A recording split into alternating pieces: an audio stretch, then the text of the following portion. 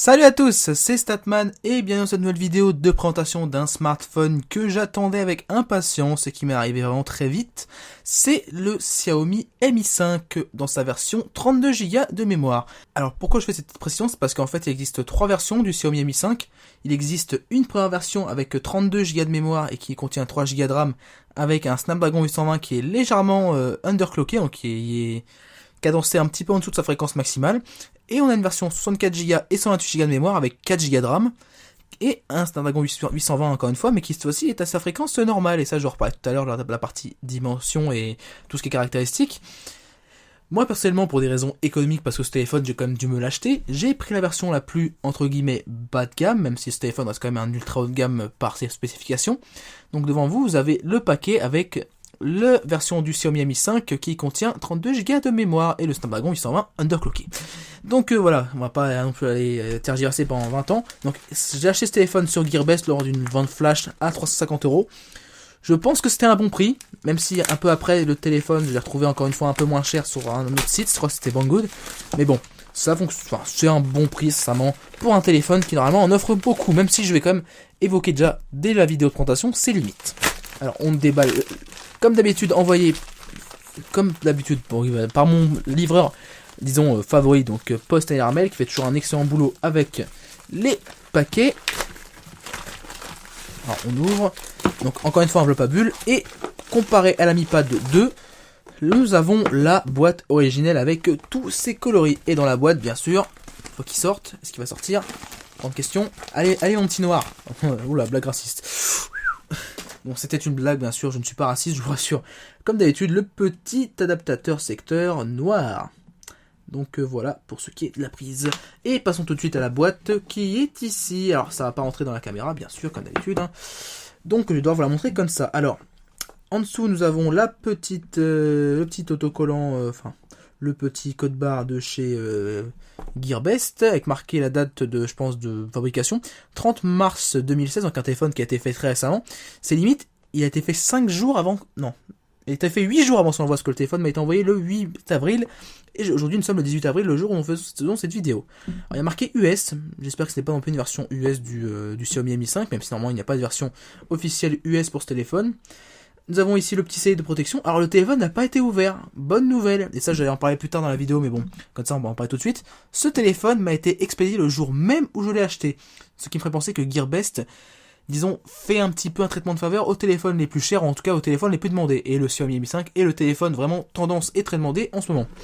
En haut, rien. À droite, encore une fois, un autre scellé de protection. Donc le téléphone n'a pas été ouvert du tout. C'est vraiment une bonne chose. Donc logiquement, nous ne devrions pas avoir un firmware plein de bloatware, mais simplement pas de Play Store et la ROM stock de Xiaomi. Ça me dérange pas parce qu'après je devrais pouvoir normalement installer le Play Store et je vous l'expliquerai au moment de la vidéo de test comment installer le Play Store sur le Xiaomi Mi 5 si j'ai réussi à le faire. Donc qu'est-ce qu'on peut voir dessus sur le chinois? Alors est-ce que je peux un peu plus? Non, je ne peux pas un peu plus. Donc voilà, ce nouvel angle de caméra n'a pas non plus que des avantages, comme vous pouvez voir, parce qu'on a un peu de mal à trouver le bon angle lors des déballages.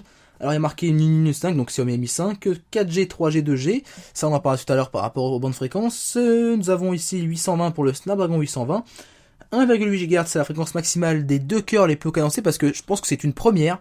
C'est un processeur quad-core, enfin un CPU quad-core, avec deux clusters, donc ça s'appelle deux séries de deux cœurs, cadencés différemment, donc on pourrait quasiment dire, par abus de langage, si vous voulez que ce soit facile, qu'on a en face d'une sorte de Big Little sur un quad-core, mais bon, disons que voilà, on est sur un CPU qui a deux fréquences différentes sur 4 cœurs. 5,15 c'est 5,15 pouces, le téléphone il est Full HD, alors 1600 c'est 16 mégapixels l'appareil photo, 4 mégapixels à l'avant, alors avec la technologie Ultra Pixel de chez HTC, batterie typique de 3000 mAh, MIUI 7 pour ce qui est du software, USB Type C, ça c'est un des points forts, le téléphone possède l'USB Type C, blablabla, ça je vois pas ce que c'est, 2013, je sais pas, TD-LTE, ça c'est la technologie de 4G, je sais plus si c'est chez nous ou si c'est chez eux, mais bon je crois que c'est celle de chez eux, et puis il n'y a pas marqué grand chose d'autre, numéro de série, machin bidule, et sous mon doigt vous avez les IMEI que je vous aurais bien masqué avant. Donc voilà pour ce qui est de la partie de la boîte, et maintenant déballons le téléphone. Mais petite partie inception en direct, je vais faire une coupure tout de suite parce que je vois que déjà, parce que j'ai pas fait gaffe, la caméra est en manque de batterie, donc hop, petite séquence changement de batterie. Et pendant ce temps, admirez les 4 couleurs de ce téléphone. Donc doré, tout rose, alors là tout rose ça va être tout trop beau, mais bon je l'ai pas vu en commercialisation pour l'instant, blanc et noir. Et personnellement, la version choisie pour le test, c'est la version que vous verrez sûrement très souvent sur YouTube parce que c'est la version qui est souvent la moins chère, c'est la version blanche. Et maintenant, changement de batterie de caméra.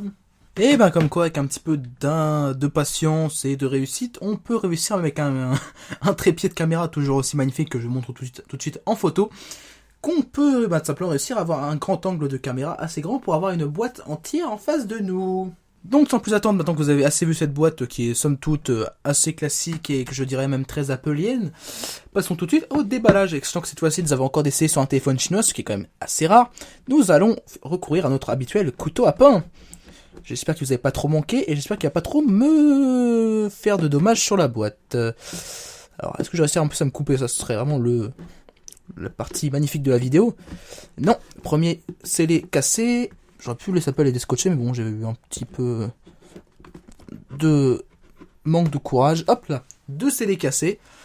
Au moins, je suis content, j'aurai la ROM stock de Xiaomi sur ce téléphone, non pas une ROM remplie de bloatware. Ça, c'est vraiment mon petit côté satisfait. Le calme est revenu plus tard, recommençons ce que nous faisions juste avant. Hop, on continue à déballer. Alors cette boîte a un peu de difficulté à venir, mais ce n'est pas grave, hein.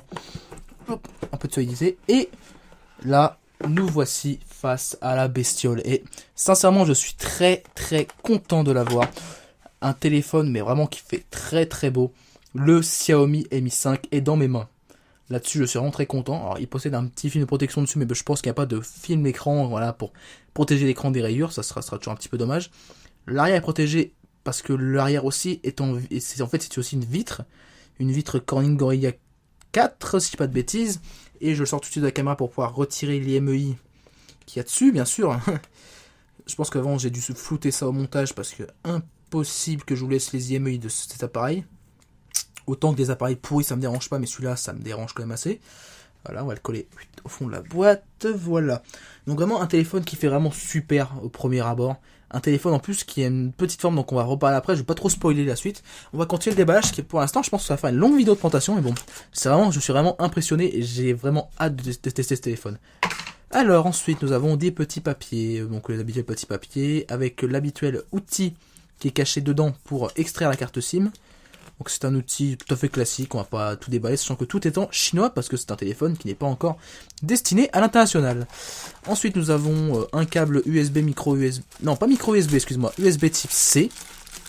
Donc encore une fois, ce téléphone adopte une nouvelle norme d'USB. C'est typiquement le même que sur la Xiaomi Mi Pad 2, que pour l'instant, j'ai eu des petits problèmes avec, donc je n'en parlerai pas plus dans cette vidéo. Et le gros, alors là c'est pas l'habituel, mais c'est vraiment un gros adaptateur qui est compatible avec la Quick Charge 3.0 de chez Qualcomm, qui est normalement censé pouvoir recharger votre téléphone à 80% en, je crois, 30 minutes. Je sais pas si on peut avoir quelque chose. Ce qui est bête, c'est qu'avec cette caméra, je peux pas faire des focus de près. Et le problème, c'est qu'avec l'autre caméra, la qualité vidéo est trop pourrie. Alors pour l'instant, je fais un petit peu de jonglage entre les deux. J'espère pouvoir m'acheter une nouvelle caméra peut-être pas pendant l'été, parce que j'aurai pas l'argent, mais peut-être après l'été. Donc on va essayer de faire comme on peut. D'ici, j'espère que vous pourrez voir. Et moi, je vais vous dire tout de suite, c'est cette brique fait du 12 volts 1 ampère 5 ou du 9 volts 2 ampères ou du 5 volts 2 ampères 5. Donc c'est vraiment un gros chargeur qui est compatible sur recharge rapide. Et là-dessus, il n'y a pas de souci. Alors, il n'y a rien d'autre dans cette boîte, même si c'est bien compartimenté. Comme vous pouvez voir, il y a des compartiments de partout. Pas d'écouteurs, hein, mais bon, ça c'est habituel avec tous les téléphones chinois ou presque, hein, les téléphones de grandes marques chinoises qui sont vendus en import et non pas vendus chez nous. Alors comme d'habitude, l'habituel adaptateur qui se mange de travers, mais bon, c'est pas trop grave parce que j'ai jamais eu de problème de jusqu'ici avec. J'espère que ce chargeur tiendra ses promesses et qu'on pourra avoir une vraie charge rapide avec ce téléphone. Donc voilà pour le déballage rapide, et passons maintenant à la présentation, on va dire complète. Ouais, on va oser le terme, on va dire complète de ce téléphone. Alors comme d'habitude, on va sortir l'habituel petit trépied, le petit stand. Voilà. Et on va poser le téléphone pour l'instant. Et on va commencer par détailler les caractéristiques complètes de ce téléphone. Donc ce Xiaomi Redmi... Non, pas Redmi. Oh, quel nunuche. Ce Xiaomi Mi 5, j'ai encore le Redmi Note 2 en tête tellement il était bon. Ce Xiaomi Mi 5 32 Go, il fait 14,4 cm de long, 6,9 cm de large et il fait seulement sur sa partie la plus épaisse, je crois, je suis pas sûr. J'ai 7,3 mm d'épaisseur sur ma fiche, mais je ne sais pas où est-ce que c'est. Mais bon, vu qu'ici ça me paraît assez peu épais, je pense qu'en fait c'est l'épaisseur qui est ici en fait. Voilà, je sais pas si vous pourrez la voir. Voilà, l'épaisseur qui est ici, je pense que c'est celle-là qui fait 7,3 mm d'épaisseur. Donc voilà. Pour ce qui est du reste, nous avons un téléphone avec un écran 5,15 pouces. Alors c'est pas 5,1, c'est pas 5,2, c'est pas 5 pouces, c'est pas 5,5 pouces, c'est 5,15 pouces, c'est précis. Avec une définition Full HD, ce qui fait 428 pixels par pouce. Alors en même temps, je suis un petit peu de management, voilà. Le téléphone est protégé à l'arrière par une vitre, c'est pas du plastique mais c'est une vitre à l'arrière comme je l'ai dit, Corning Gorilla 4. Le SoC est un Snapdragon 820, donc un Qualcomm Snapdragon 820, aussi appelé MSM 8996.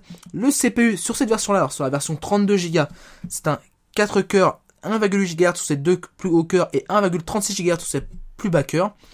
Et sur la version Pro du Xiaomi Mi 5, donc avec la version 64 Go et 128 Go qui est aussi 4 Go de RAM, c'est un quad-core encore une fois, 2,15 GHz sur ses plus hauts cœurs et 1,6 GHz sur ses plus bas cœurs. Et les cœurs sont des cœurs maison, Cryo, Qualcomm. Pour ce qui est du GPU, dans tous les cas, c'est le même, c'est le Adreno 530, même s'il est underclocké de 100 MHz de moins sur ce modèle. Donc il a 500 et quelques MHz, alors que sur la version Pro, il est à 600 MHz. Ce téléphone contient 3 Go de RAM et 32 Go de mémoire, alors que les versions autres ont 4 Go de RAM et 64 ou 128 Go de mémoire. Et il coûtait quasiment 50 à 100 euros plus cher, donc je commençais à me dire que ça valait plus trop le coup, parce que je pense que 32 Go peuvent me suffire pour le test, et on verra même si ça suffit ou pas, notamment si MIUI 7 prend beaucoup de place ou pas. Il n'y a pas d'extension pour carte micro SD, et c'est bien dommage, je le regrette. Les appareils photo, nous avons un appareil photo 4 mégapixels à l'avant, qui est d'ouverture 2.0, et qui est censé en fait être un appareil photo ultra pixel, donc c'est la technologie qui est utilisée notamment par HTC sur ses téléphones haut de gamme, donc sur cette caméra frontale. On verra si ça tient ses promesses pour des selfies. Pour la caméra arrière qui est ici, qui en plus s'appelle bâchée par un petit autocollant qui permet d'éviter de la rayer pendant le transport, ce qui est très bien. C'est une caméra 16 mégapixels, je crois que c'est une caméra Sony, à ouverture 2.0 avec une stabilisation optique OIS, et aussi ça s'appelle une stabilisation à 4 axes, je sais plus quoi. Bon, si vous voulez plus d'informations, vous irez voir notamment la fiche de GSM Arena. En tout cas, moi je m'arrête à tout ce qui va dire à spécification technique un peu basique. Pour ce qui est de la batterie, c'est une batterie de 3000 mAh qui est bien sûr non extractible sur un téléphone avec un tel design. Les touches système, alors nous avons deux touches système sensitives ici, voilà, et nous avons ici une touche qui est ici physique, et qui fait aussi office de capteur empreinte digitale. Et ça, j'en parlais pendant le test. C'est une des parties sur lesquelles je m'intéresserai, notamment pendant le test, mais aussi ça s'appelle en tant que, voilà, pour vous dire si ça fonctionne bien ou pas. Parce que je sais que des testeurs ont eu des problèmes avec des ROM spéciales par rapport à Xiaomi. Bon, comme là c'est une ROM stock, et j'en suis bien content que ce soit une ROM stock, normalement il ne devrait y avoir aucun problème. Pour ce qui est des micros, alors je ne sais pas du tout parce que je ne peux pas les avoir à l'avance. Alors il y en a un en haut. Voilà, ici il y a un micro qui est en haut, juste à côté du capteur infrarouge. Nous devrions avoir, je pense, un autre micro en bas, quelque part en bas. Et est-ce qu'il y en a un troisième? Je ne pense pas, je pense qu'il n'y a que deux micros, et théoriquement c'est suffisant. Ouais, il ne semble y avoir que deux micros, donc là-dessus je ne vais pas trop m'avancer, je pense qu'il y a deux micros, et pas plus. Pour ce qui est du capteur de luminosité et de proximité, il se trouve juste ici dans la petite barre noire. Et le port micro USB n'en est pas un cette fois-ci, mais c'est un port USB type C comme annoncé juste avant. Voilà, le port rond qui est censé remplacer le port micro USB 2.0. Et le 3.0 s'appelle n'a jamais vraiment été utilisé, il n'a été utilisé que sur le Samsung Galaxy S5. Sa première utilité pour le grand public, ça va être de ne plus pouvoir s'en mêler les pinceaux avec le sens du câble, mais il paraîtra aussi, s'appelle aussi pour des utilisations futures, d'être une sorte de port universel, où on pourra s'appelle après tout faire avec de l'USB type C, c'est-à-dire de la recharge, du support MHL pour ceux qui connaissent, donc c'est pour pouvoir exporter l'image de son smartphone sur un écran. Après tout, bon, là-dessus, encore une fois, je ne suis pas encore super calé, je pense que ça viendra avec le temps. Mais le port USB type C, c'est vraiment le port du futur. Pour ce qui est de du système, nous sommes sur un Android 6.0 avec la surcouche MIUI 7, donc un système qui est déjà à jour, c'est déjà très bien. Et la chose avec laquelle je suis vraiment très content, c'est le fait d'avoir, comme encore une fois je le répète, mais bon, c'est pour vraiment radoter pour que vous compreniez, je suis très content d'avoir la ROM stock de Xiaomi, parce que justement ça évite une ROM pleine de bloatware qui aurait été fournie par Gearbest. Et encore une fois je répète, Gearbest qui m'a expédié le téléphone dans la journée, je crois 4 ou 5 heures après que j'ai commandé le téléphone, il m'était déjà expédié. Alors que des fois, pour des commandes un peu moins importantes, type le Cubot GT95 pour ceux qui se souviennent, la commande a mis, je crois, 50 et quelques jours à être expédiée. Donc ça vous laisse quand même rêveur par rapport au fait que Gearbest a sûrement quelques priorités ou des priorités de stock par rapport à certains appareils qui sont plus ou moins demandés. Mais bon, entre le Cubot GT95 et le Xiaomi Mi 5, il y a quand même un grand monde. Et désolé pour le shot dans le micro. Pour ce qui est des autres caractéristiques, nous avons du Wi-Fi A, B, GN, AC, dual band sur les bandes de 2,4 GHz et 5 GHz. Nous avons une puce Bluetooth 4.2. Le GPS, nous avons le support du GPS, AGPS, Bluetooth, GLONASS, donc support complet du GPS mondial. Nous avons un gyroscope, un accéléromètre, une boussole, le partage de connexion fonctionne, nous avons du NFC, nous avons un port infrarouge sur le dessus, l'accès au VPN, nous avons une lettre de notification qui se trouve normalement ici, si j'ai bien regardé les vidéos, enfin, sur d'autres vidéos de test de d'autres confrères. Notamment, il y a Tech Tablets qui a testé ce téléphone, donc je mettrai son lien en description parce que c'est vraiment une chaîne que j'adore. Le mec qui fait la personne qui s'occupe de cette chaîne est vraiment très professionnelle, elle fait des super vidéos, notamment sur les tablettes d'origine chinoise. Et encore une fois, je lui fais un petit peu de pub parce qu'il fait vraiment un super boulot et qu'il mérite d'avoir plus d'abonnés. Ça, je l'ai déjà dit sur une autre vidéo, je crois. Le port USB Type C supporte l'OTG. Et nous avons encore une fois, comme dernière connectivité qui est très sympathique, le support du capteur empreinte digitale sur le bouton Home. Donc nous avons une connectivité archi complète. Et je tiens à le répéter, jamais un téléphone n'a fait un sans faute dans cette partie. Et c'est aussi le cas du Xiaomi Mi 5 à qui il manque la radio FM pour faire un sans faute. Alors ça c'est vraiment dommage. Ce téléphone aurait pu faire un sans faute dans cette partie connectivité, mais il manque la radio FM pour être 100% parfait. Mais bon, c'est l'oubli qui va, je pense, embêter les plus pointilleux. Personnellement, moi je n'utilise plus la radio FM sur mes téléphones et je ne sais pas si vous en savez encore, donc j'estime quand même que c'est un point faible de ne pas l'avoir. Et dans la partie réseau cellulaire, il commet l'irréparable ce Xiaomi Mi 5 et c'est comme d'habitude chez Xiaomi parce que c'était pas une marque qui pour l'instant qui a vocation s'appelle à s'exporter vers l'Europe, même si elle annonce quand même ses volontés de le faire dans le futur.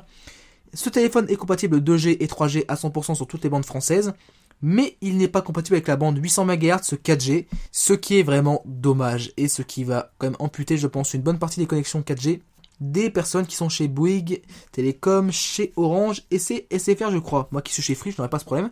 Et je pourrais vous tester ce téléphone en 4G sur les endroits où j'ai normalement la 4G.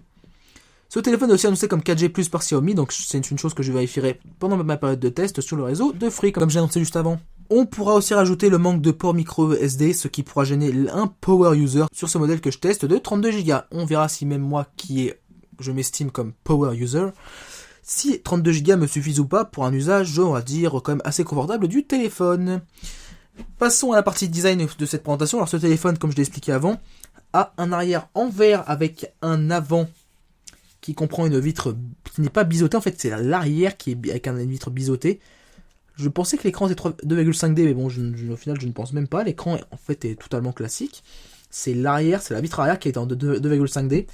Donc il va falloir quand même que je fasse gaffe parce qu'avec ma légendaire maladresse de ne pas faire tomber ce téléphone, sinon je pense qu'il va prendre des gros shots avec ça. Parce que même si c'est une vitre Corning Gorilla 4, une vitre en elle-même peut casser, donc je vais essayer d'y faire gaffe quand même. Nous avons un contour en métal extrêmement fin sur les bords et plus épais sur le dessus et sur le dessous. Donc c'est un design encore jamais vu et très très innovant.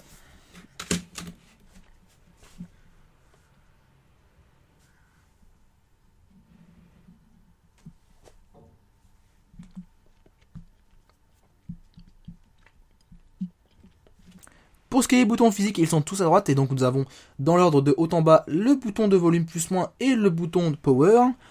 Et pour ce qui est de la forme, vous l'avez vu juste avant, ce téléphone quand même a bien pompé son inspiration sur un Samsung Galaxy S6 Edge. Bon, je n'ai encore jamais eu de S6 Edge en main, je pense que j'en aurai jamais. Mais il lui ressemble beaucoup sur la partie écran, donc là sur l'avant, même si chaque fois... Samsung aussi a ce bouton, hein, faut bien y penser. Hein.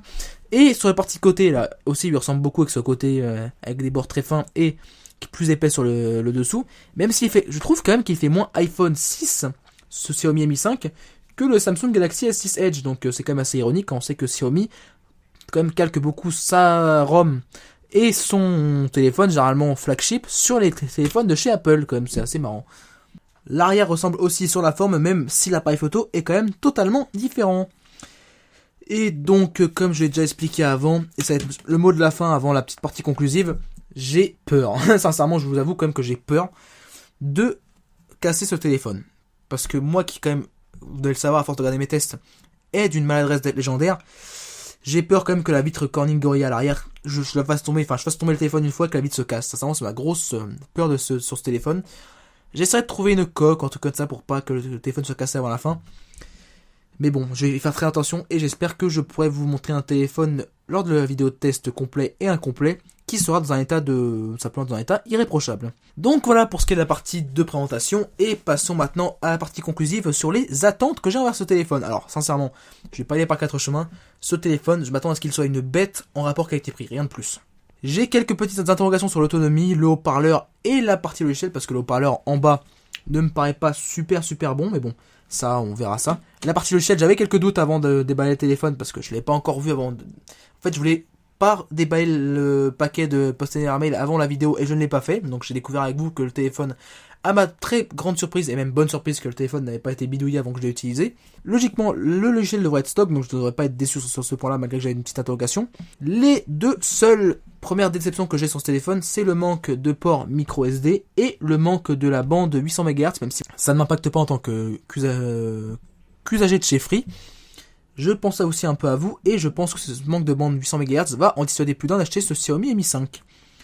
J'espère pour le reste ne pas être déçu et aussi mon autre espérance c'est de publier ce test sous 45 jours. Donc c'est mon objectif, même si je sais pas comment cette personne a fait. On m'a dit dans les commentaires d'une de mes vidéos que je devrais poster une de mes vidéos le 18 avril. Donc le jour où je la fais.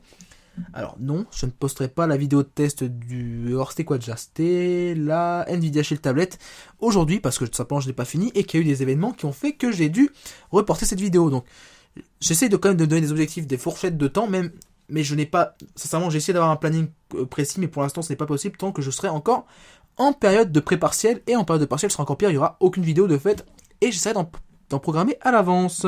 Donc je répète ce que j'étais en train de dire, j'espère publier ce test incomplet sous 45 jours, malgré le fait que j'ai encore plein de tests à faire, finir et publier. Et je pense aussi que ce téléphone a un potentiel très important, c'est pour ça que je veux le publier assez rapidement ce test. Je pense que ce téléphone a un potentiel très important pour que ma chaîne ait, on va dire, un potentiel de croissance encore plus élevé, parce que ce téléphone, je ne l'ai pas encore vu beaucoup testé et reviewé, on va dire ça comme ça, par des testeurs français, et je pense que je pourrai passer quand même à un grand nombre de publics par mon test complet et incomplet, surtout si mon test est quand même bon, comme je le fais d'habitude, rassurez-moi. Je fais des bons tests, rassurez-moi. Donc voilà, c'est la fin de cette vidéo. J'espère que ce téléphone ne va pas me décevoir. Sincèrement, j'ai vraiment très hâte de commencer à le tester. Je vais commencer un peu à m'amuser avec dès que cette vidéo va être finie.